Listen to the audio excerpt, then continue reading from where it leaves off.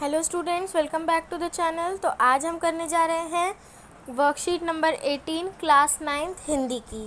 ठीक है, तो हमारी वर्कशीट का टॉपिक है वाक्य और उसके भेद। सबसे पहले तो यहाँ पर हमें पैराग्राफ दिया है, तो पहले ये समझते हैं इसमें क्या लिखा है।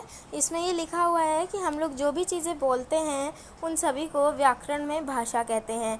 या तो ये पंक्तियों में होता है, या तो ये वाक्यों में होता है, या तो ये शब्दों में होता है, या तो अक्षर में होता है। इन्हीं सभी को वाक्य कहा जाता है। ठीक है, और यहाँ पे क्या बताया है कि यहाँ पे बोला गया है कि जो भी चीज़ हम बोलते हैं उसका कोई ना कोई अर्थ ज़रूर होता है।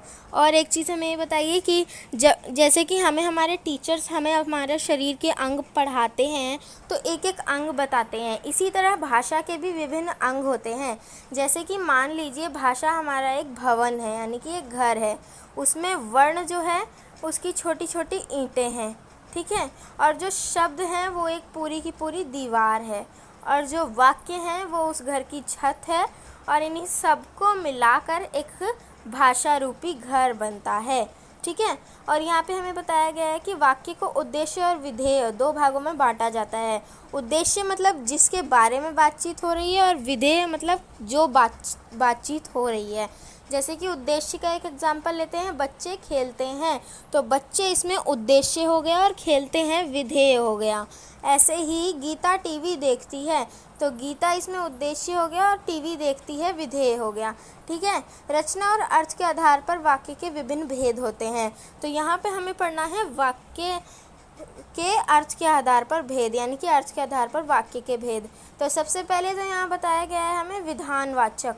ठीक है, वो है ऐसे वाक्यों में किसी कार्य, वस्तु या स्थिति के बारे में सामान्य जानकारी दी जाती है। यानी कि विधानवाचक ऐसे वाक्य होते हैं जिसमें कोई हमें जनरल इन्फॉर्मेशन यानी कि सामान्य सी जानकारी दी जाती है। इसका एग्जांपल ले लेते हैं, जैसे कि गांधी जी ने हमारे देश को आज़ाद कराया, तो इसमें क्या है, हमें एक सामान्य सी जानकारी दी जा रही है गांधी जी के बारे में कि उन्होंने हमारे देश को आज़ादी दिलाई। और यहाँ पे निषेधवाचक, जिन वाक्यों में किसी कार्य के ना होने अर्थात उसका निषेध होता है, यानी कि ऐसे वाक्य जिसमें नहीं आ जाता है, आप वहाँ पर आंख बंद कर लिख सकते हैं कि वे निषेधवाचक वाक्य है। अगला है आज्ञावाचक, जिन वाक्यों में आज्ञा आती है, उपदेश, अनुमति, प्रार्थना आदि भाव, मतलब जिसमें कोई हमें आज्ञा देता है, ऑर्डर देता है, कोई हमें उपदेश देता है, ये सब आज्ञावाचक में आते हैं। विस्मयवाचक या फिर विस्मयादिवाचक, तो ये होता है ऐसे वाक्यों के विस्मय, खुशी, दुख, घृणा आदि का पता चलता है। तो ये ऐसे वाक्य होते हैं जिसमें हमें फीलिंग्स का पता चलता है, जैसे खुशी, दुख, घृणा, गुस्सा। अगला है प्रश्नवाचक, जिन वाक्यों में किसी प्रकार का प्रश्न पूछा जाता है। ये ऐसे वाक्य होते हैं जिसमें कोई प्रश्न पूछा जाता है, और इन वाक्यों में हमेशा प्रश्नवाचक चिन्ह ज़रूर लगता है। ठीक है, अगला है इच्छावाचक, ऐसी बातों से इच्छा, शुभकामना या आशीर्वाद आदि का भाव प्रकट होता है। यानी कि ऐसे वाक्य होते हैं जिसमें किसी की इच्छा, शुभकामना या किसी का भाव प्रकट होता है। इसका उदाहरण हम ले लेते हैं कि इसका उदाहरण हम ये ले सकते हैं कि मेरी इच्छा है कि तुम हमेशा खुश रहो, तो यहाँ पर मेरी इच्छा प्रकट हो रही है। अगला है संदेहवाचक, मुझे वाक्य से संदेह, संभावना आदि का पता चलता है। यानी कि ऐसे वाक्य ये होते हैं जिसमें किसी भी संदेह, संभावना, किसी चीज़ के होने की संभावना होती है। जैसे कि यहाँ पर हम एक एग्जांपल ले सकते हैं कि बाहर बारिश होने की संभावना है, तो यहाँ पर बारिश हो भी सकती है, नहीं भी हो सकती, तो यहाँ पर हमें डाउट है, संदेह है। ठीक है, अगला है संकेतवाचक, जिन वाक्यों में एक क्रिया या दूसरी क्रिया के होने पर निर्भर करता है। यानी कि ऐसे वाक्य होते हैं जिसमें एक क्रिया दूसरी क्रिया पर निर्भर करती है।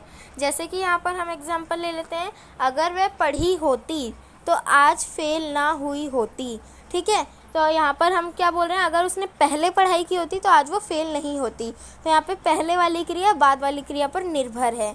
चलिए, अब यहाँ पर हमें कुछ क्वेश्चंस पूछे हैं, हम इनके आंसर ढूंढते हैं और हम यहाँ पर लिखते हैं। सबसे पहला हमारा क्वेश्चन है, गंगा हिमालय से निकलती है। तो गंगा हिमालय से निकलती है, यहाँ पर हमें एक सामान्य सी जानकारी दी जा रही है, और हमने ऊपर क्या पढ़ा था, सामान्य सी जानकारी किस वाक्य में दी जाती है, विधानवाचक वाक्य। तो ये हमारा हो जाएगा विधानवाचक वाक्य। अगला है, क्या शिखर क्रिकेट खेलता है।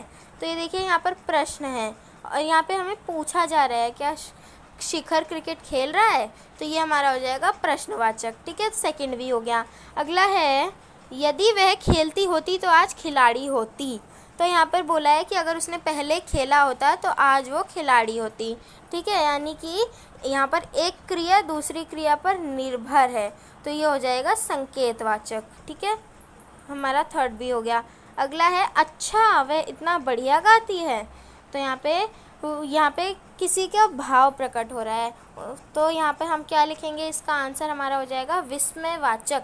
यहाँ पे उसका भाव प्रकट हो रहा है, अच्छा वह इतना अच्छा गाती है। ठीक है, तो हमारा अगला है वह अभी आता ही होगा। तो यहाँ पे क्या है, यहाँ पे संभावना है, यहाँ पे हमें डाउट है कि वह अभी आता ही होगा, वह आ भी सकता है नहीं भी आ सकता। तो ये हमारा क्या हो जाएगा, हमारा मैंने आपको क्या बताया था कि जो संदेहवाचक होते हैं इसमें हमें संदेह या संभावना आदि का पता चलता है, तो यहाँ पर होगा संदेहवाचक। अगला है कई दिन से धूप नहीं निकली है। तो यहाँ पर सीधे सीधे नहीं है, मैंने आपको बताया था जहाँ भी किसी भी वाक्य में नहीं आ जाता है आप वहाँ पे आँख बंद करके लिख सकते हैं निषेधवाचक। अगला है आपकी यात्रा सुखद हो। तो यहाँ पे किसी की इच्छा प्रकट हो रही है, उनका आशीर्वाद हमें मिल रहा है, तो यहाँ पे ये हो जाएगा इच्छावाचक। ठीक है, अगला है करीम फुटबॉल खेलो। तो यहाँ पे करीम को आज्ञा दी जा रही है कि करीम तुम्हें फुटबॉल खेलना है, तुम फुटबॉल खेलो, तो ये हो जाएगा आज्ञावाचक। ओके, तो स्टूडेंट्स अगर आपको हमारी वीडियो पसंद आई हो तो प्लीज़ हमारी वीडियो को लाइक कर दीजिए, शेयर कर दीजिए, कमेंट कर दीजिए और हमारे चैनल को सब्सक्राइब कर दीजिए और सब्सक्रिप्शन बटन के बगल में जो बेल आइकन है उसे प्रेस कर दीजिए। Thank you so much students.